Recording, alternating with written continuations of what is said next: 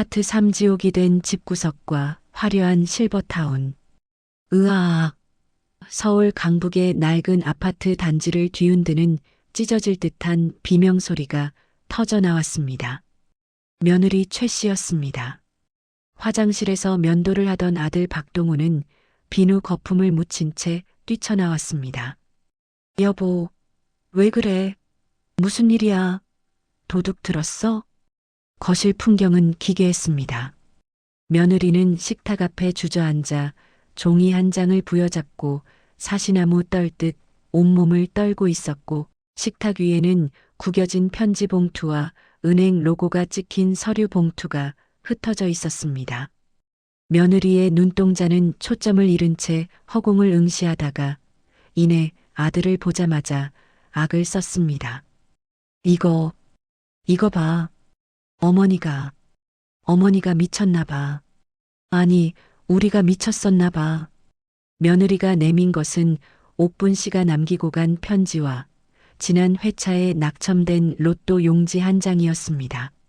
아들은 떨리는 손으로 편지를 집어들었습니다. 삐뚤빼뚤하지만 힘이 들어간 필체. 평생 가계부 말고는 글 쓸 일이 없던 어머니의 글씨였습니다. 내 아들 동훈아, 그리고 며느리야. 나 요양원 안 간다. 너희들이 지난밤에 안방에서 나를 경기도 외곽 싸구려 요양원에 버리자고 모의하는 거 다 들었다. 냄새나는 늙은이, 밥만 축내는 식모 취급하느라 그동안 고생 많았다. 그래서 내가 내 발로 나간다. 식탁 위에 있는 로또 용지 보이냐? 지난주 토요일 내가 산 로또다. 1등 당첨됐다. 23억 4천만 원이더라. 못 믿겠으면 지금 당장 인터넷 켜서 지난주 당첨 번호 확인해봐라. 내가 뒷면에 적어놓은 숫자랑 똑같을 거다. 아들은 숨이 턱 막혔습니다. 뒷목이 뻣뻣해지며 피가 거꾸로 솟는 기분이었습니다. 23억? 엄마가 1등? 그는 미친 사람처럼 젖은 손으로 스마트폰을 켜서 로또 당첨 번호를 검색했습니다. 액정에 물기가 묻어 터치가 잘 안 되자 욕설을 내뱉으며 옷에 문질렀습니다. 제10XX의 당첨 번호 3, 12, 24, 31, 39, 44. 그리고 식탁 위에 놓인 낙첨된 용지 뒷면을 봤습니다. 어머니가 빨간 네임펜으로 꾹꾹 눌러 적어놓은 숫자 3, 12, 24, 31, 39, 44 정확히 일치했습니다. 토씨 하나 틀리지 않았습니다. 아들의 다리에 힘이 풀려 그 자리에 주저앉았습니다. 편지는 계속되었습니다. 이미 월요일 아침에 너희들 출근하자마자 농협 본점 가서 다 찾았다. 세금 떼고도 15억이 넘더라. 평생 만져보지도 못한 돈이 내 통장에 들어왔다. 그 돈 들고 나는 내 인생 찾으러 간다. 찾지 마라. 너희한테는 10원 한 장 안 남겼으니 꿈도 꾸지 말고. 아, 그리고 냉장고에 썩은 반찬들은 너희가 알아서 치워라. 난 이제 너희 집 파출부가 아니니까. 15억. 15억이라고? 아들의 입에서 바람 빠지는 소리가 났습니다. 15억이면 이 지긋지긋한 주택담보대출을 한 방에 갚고도 남고, 꿈에 그리던 강남 아파트로 이사가고 벤츠를 뽑고도 남을 돈이었습니다. 그 돈이 바로 어제까지 구박하던 어머니의 주머니에 들어간 것입니다. 아, 박동훈. 정신을 차린 며느리가 악기 같은 표정으로 아들의 멱살을 잡고 흔들었습니다. 너 때문이야. 내가 엄마한테 좀 잘하지. 맨날 짜증내고 무시하니까. 어머니가 돈 들고 튀셨잖아. 23억이 누구의 이름이야? 그거 있었으면 내 인생 펴는 건데. 아, 아들도 지지 않고 며느리의 손을 거칠게 뿌리쳤습니다. 눈에 핏발이 섰습니다. 웃기지 마. 너야말로 엄마한테 맨날 냄새난다고 꼽주고 밥순이 취급했잖아. 파스 냄새난다고 페브리즈 뿌린 게 누군데. 요양원 보내자고 먼저 말 꺼낸 것도 너잖아. 엄마가 그거 다 듣고 나간 거라고. 내년 때문이야. 어머, 그게 나 혼자 한 소리야? 너도 동조했잖아. 어머니 짐 쌀 때 너는 뭐 했어? 멍청한 인간아. 부부는 서로의 머리채를 잡고 뒹굴며 싸우기 시작했습니다. 욕설과 고성이 난무했습니다.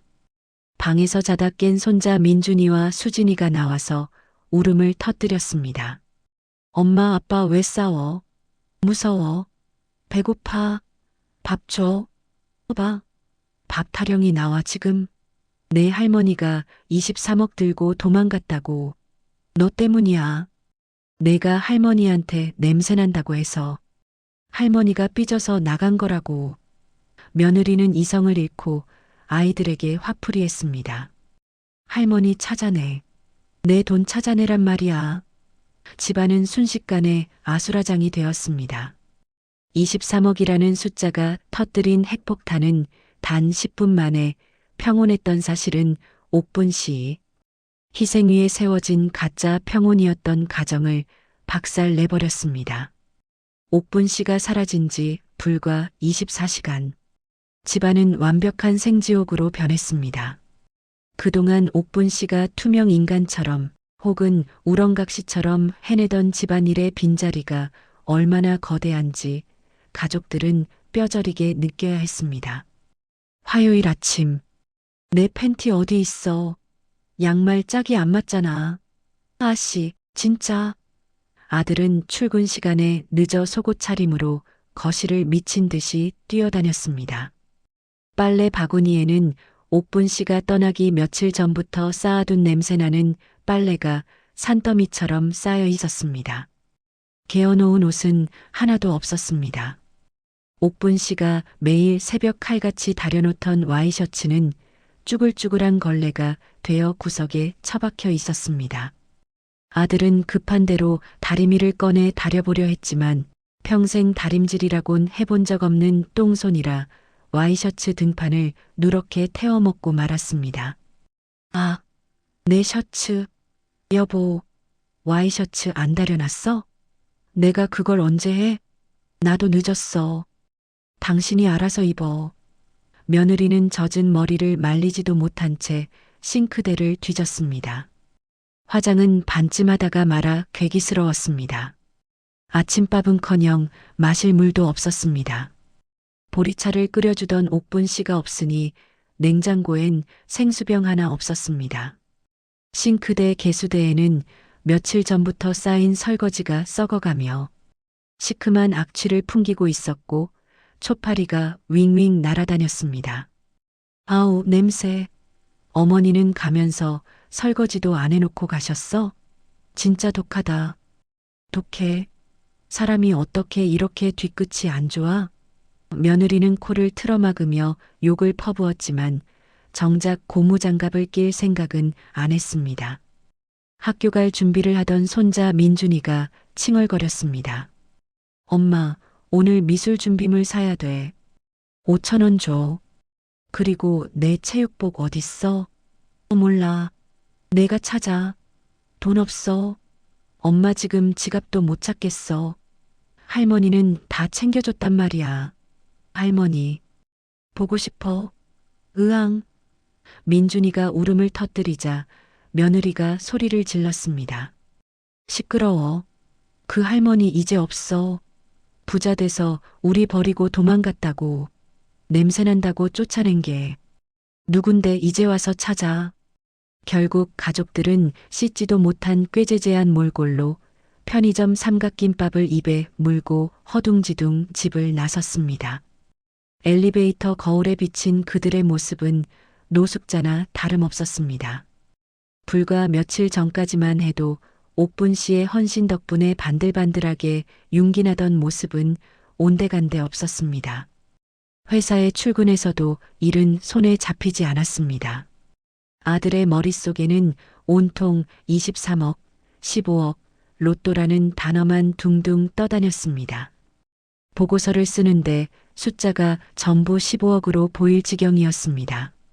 15억이면 지금 당장 사표 던지고 건물주 될 수 있는데. 엄마는 도대체 어디로 간 거야? 휴대폰은 왜 꺼져 있어? 그는 비상계단에 쭈그리고 앉아 옥분 씨에게 수십 통 전화를 걸었지만 돌아오는 건 차가운 기계음 뿐이었습니다. 전원이 꺼져 있어 소리샘으로 연결되어 오니 아들은 휴대폰을 벽에 집어던지고 머리를 감싸쥐었습니다. 엄마, 제발 전화 좀 받아. 내가 잘못했어. 효도할게. 지옥 같은 서울을 벗어나 차로 1시간 거리. 경기도 가평 청평호수가 한눈에 내려다 보이는 대한민국 상위 1%만 들어간다는 최고급 실버타운 더 클래식. 입구부터 경비가 삼엄한 이곳의 로비에 검은색 고급 리무진 택시 한 대가 미끄러지듯 들어왔습니다. 제복을 입은 도어맨이 깍듯하게 문을 열자 머리부터 발끝까지 쫙 빼입은 옥분 씨가 내렸습니다. 5년 동안 입었던 낡은 몸빼 바지와 늘어난 티셔츠는 서울역 쓰레기통에 버렸습니다. 백화점 명품관에서 산 우아한 베이지색 캐시미어 코트에 선글라스, 그리고 손에는 샤넬 가방이 들려 있었습니다. 어서 오십시오.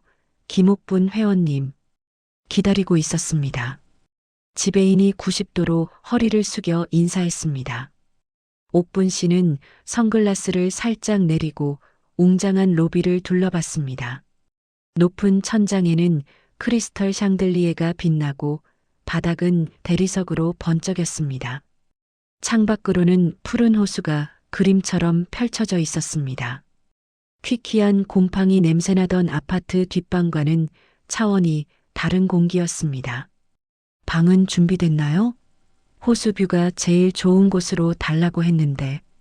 물론입니다. VIP 전용 스위트룸으로 준비했습니다. 짐은 저희가 올려드리겠습니다. 옥분 씨가 안내받은 방은 5성급 호텔 스위트룸보다 좋았습니다. 킹사이즈 모션 베드, 최고급 안마의자, 최신형 80인치 TV, 그리고 호수가 한눈에 보이는 테라스까지. 옥분 씨는 신발을 벗어 던지고 침대의 대자로 누워 푹신함을 만끽했습니다. 구름 위에 누운 것 같았습니다. 아이고 좋다. 여기가 천국이네. 영감, 나만 호강해서 미안해. 근데 나 좀 즐기다 갈게. 억울해서라도 좀 즐겨야겠어. 점심시간. 식당으로 가니 뷔페가 차려져 있었습니다. 매일 가족들이 먹다 남긴 찌꺼기나 말라 비틀어진 찬밥을 물에 말아서서 먹던 옥분 씨였습니다. 하지만 이곳에서는 하얀 요리사 모자를 쓴 셰프가 즉석에서 스테이크를 구워주었습니다. 어르신, 굽기는 어떻게 해드릴까요? 제일 부드럽게. 내 이가 좀 시원찮아서. 네, 알겠습니다. 최상급 한우 안심 부위로 아주 부드럽게 구워드리겠습니다. 옥분 씨는 우아하게 칼질을 하며 육즙 가득한 스테이크를 한 입 넣었습니다. 입안에서 살살 녹는 고기 맛. 눈물이 핑 돌았습니다. 내가 이 맛있는 걸 돈이 없어서 못 먹은 게 아니었어. 자식 눈치 보느라, 그놈들 입에 넣어주느라 내 입에 들어가는 게 아까워서 못 먹은 거였어. 바보같이. 식사 후에는 스파스파로 향했습니다. 따뜻한 온천물에 몸을 담그자 5년 묵은 관절통이 씻은 듯이 사라지는 기분이었습니다. 전문 관리사가 와서 최고급 아로마 오일로 마사지를 해주었습니다. 어르신, 어깨가 돌덩이처럼 뭉치셨네요. 고생 많이 하셨나 봐요. 말도 마요. 짐승 같은 놈들 뒷바라지 하느라 내 몸이 썩었어. 이제는 다 잊고 살라오. 네, 이제 여기서 편하게 대접받으면서 사세요. 김옥분 회원님은 그럴 자격 충분하세요. 회원님, 어머니도 아니고 할머니도 아니고 도우미 아줌마도 아닌 내 이름. 석자 뒤에 붙은 그 존칭이 그렇게 듣기 좋을 수가 없었습니다. 옥분 씨는 노천탕에 몸을 담그고 직원이 가져다 준 시원한 샴페인 잔을 기울였습니다. 박서방, 며느리야. 지금쯤 지옥을 맛보고 있겠구나. 밥은 챙겨 먹었냐? 빨래는 누가 하냐? 쌤통이다, 이놈들아. 다시 지옥 같은 현실. 3일이 지났습니다. 아들 부부는 반미치광이가 되어 있었습니다. 집안 꼴은 흉가처럼 변했고 부부의 눈 밑에는 다크서클이 턱 밑까지 내려왔습니다. 경찰에 신고하자니까. 아들이 소리쳤습니다. 미쳤어? 경찰에 가출 신고하면 어머니가 로또 당첨된 거 소문나잖아. 그럼 친척들이고 빚쟁이들이고 냄새 맡고 달려들 텐데 절대 안 돼. 우리끼리 조용히 찾아야 해. 그 돈 온전히 우리 거 만들려면 소문나면 안 된다고. 며느리의 눈은 탐욕으로 번들거렸습니다. 그녀에게 중요한 건 어머니의 안위가 아니라 오직 15억이었습니다. 그럼 어떡해? 서울 바닥에서 엄마를 어떻게 찾아? 카드 내역 조회도 안 되고. 생각해봐. 어머니가 평소에 가고 싶어 했던 곳 없어? 아니면 짐 쌀 때 흘린 단서라든지. 분명히 흔적이 있을 거야. 며느리는 미친 사람처럼 옥분 씨가 쓰던 방을 다시 뒤지기 시작했습니다. 하지만 이미 옥분 씨가 짐을 다 비운 뒤라 먼지만 풀풀 날릴 뿐이었습니다. 장롱 밑, 침대 밑, 서랍장 뒤 아무것도 없었습니다. 아, 도대체 어디로 간 거야? 이 노망난 노인네가. 며느리가 옥분 씨의 낡은 베개를 집어던지며 발광했습니다. 그때 방구석에 놓인 쓰레기통이 눈에 들어왔습니다. 옥분 씨가 떠나기 전날 비웠던 작은 휴지통. 며느리는 혹시나 하는 마음에 쓰레기통을 거실 바닥에 쏟아부었습니다. 먼지 덩어리, 머리카락 뭉치, 과자 봉지들이 쏟아져 나왔습니다. 퀴퀴한 냄새가 코를 찔렀지만 며느리는 개의치 않고 쓰레기 더미를 맨손으로 뒤졌습니다. 제발, 제발 하나만 나와라. 제발. 여보, 이거 봐. 쓰레기 더미 속에서 며느리가 구겨진 종이 뭉치 하나를 발견하고 소리쳤습니다. 꼬깃꼬깃 구겨진 전단지였습니다. 다림질하듯 허벅지에 대고 펴보니 부동산에서 가져왔던 바로 그 팜플렛이었습니다. 도심 속의 파라다이스 마이너스 더 클래식 실버타운 경기도 가평. 그리고 그 위에 옥분 씨의 글씨로 메모가 적혀 있었습니다. 입주 상담 완료 김옥분 입주금 완납. 찾았다. 찾았어. 며느리의 눈에서 광기가 뿜어져 나왔습니다. 가평이래. 더 클래식 실버타운. 여기 입주금 완납했다고 적혀 있어. 어머니, 여기 계셔. 아들이 팜플렛을 낚아채며 소리쳤습니다. 당장 가. 차 시동 걸어. 엄마 거기 있어. 15억이 거기에 있다고. 부부는 회사에 거짓말로 병가를 내고 아이들은 학교에 대충 던져놓고 가평으로 차를 몰았습니다. 제한 속도 따위는 안중에도 없었습니다.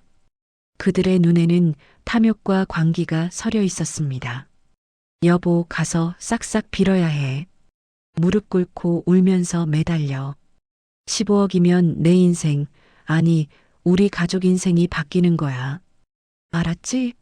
연기 똑바로 해. 당연하지.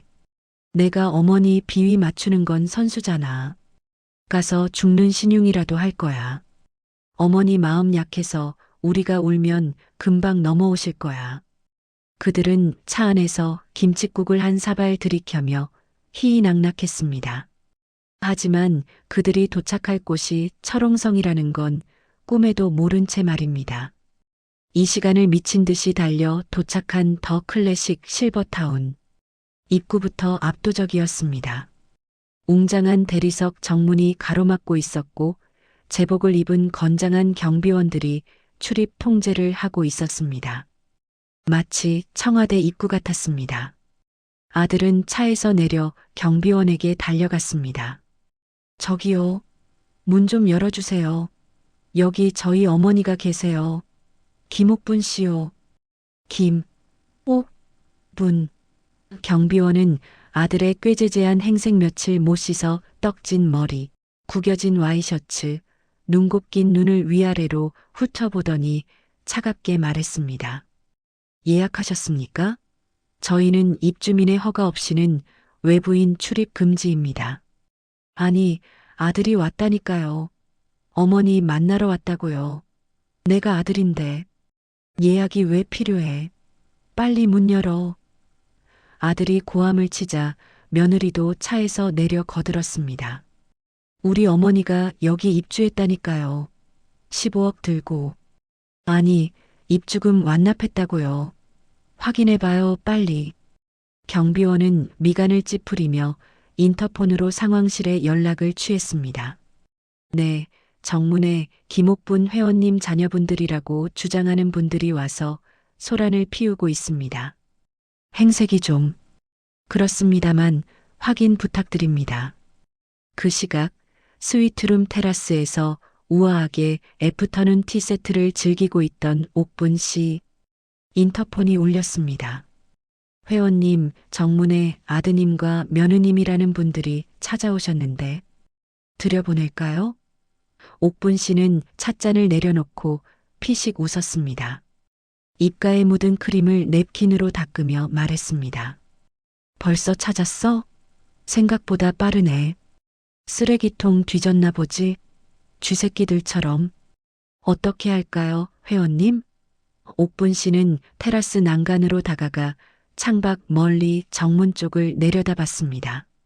개미만하게 보이는 두 남녀가 경비원과 실랑이 하는 모습이 보였습니다. 옥분 씨의 눈빛이 차갑게 가라앉았습니다. 5년 전 냄새난다고 자신을 피하던 손자의 표정, 요양원에 버리자고 속삭이던 며느리의 표정이 떠올랐습니다. 내쫓으세요. 나는 자식 없습니다. 옥분 씨의 목소리는 단호했습니다.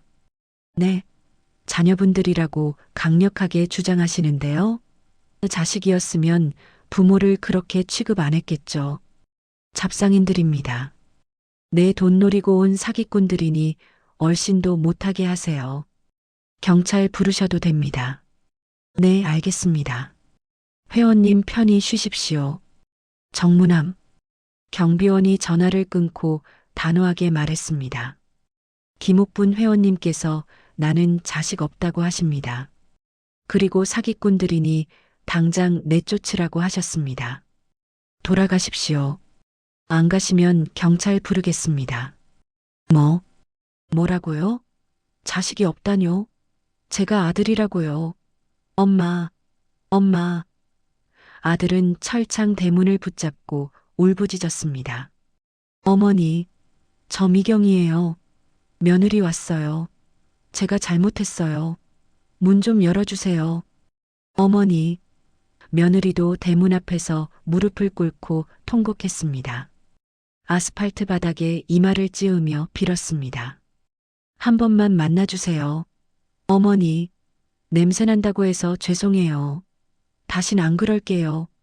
하지만 굳게 닫힌 철문은 열리지 않았습니다. 지나가던 고급 외제차들이 그들을 힐끔거리며 지나갔습니다. 며칠 전까지만 해도 옥분 씨를 냄새나는 늙은이 취급하며 내쫓으려던 그들이 이제는 실버타운 문전에서 쫓겨나는 거짓골이 된 것입니다. 인과응보. 그 말이 딱 어울리는 풍경이었습니다. 옥분 씨는 테라스에서 그 광경을 지켜보며 홍차를 한 모금 마셨습니다. 씁쓸하면서도 달콤한 맛이었습니다. 그러게 있을 때 잘하지. 버스 떠나고 손 흔들어 봐야 소용없다. 이놈들아. 거기가 너희들 자리다. 문 밖. 그녀는 휴대폰을 꺼내 차단 목록에 있는 아들과 며느리의 번호를 다시 한번 확인하고 전원을 아예 꺼버렸습니다. 하지만 이대로 물러날 아들 부부가 아닙니다. 돈 냄새를 맡은 하이에나는 끈질깁니다. 그들은 최후의 수단으로 변호사를 찾아가 부양료 청구, 소송과 증여 반환 소송을 준비하기 시작합니다. 법으로 옥분 씨의 돈을 뺏겠다는 추악한 계획입니다. 과연 옥분 씨는 이들의 마수에서 15억과 자신의 노후를 끝까지 지켜낼 수 있을까요? 그리고 옥분 씨가 준비한 마지막 참교육은 무엇일까요? 대망의 파트 4에서 모든 결판이 납니다.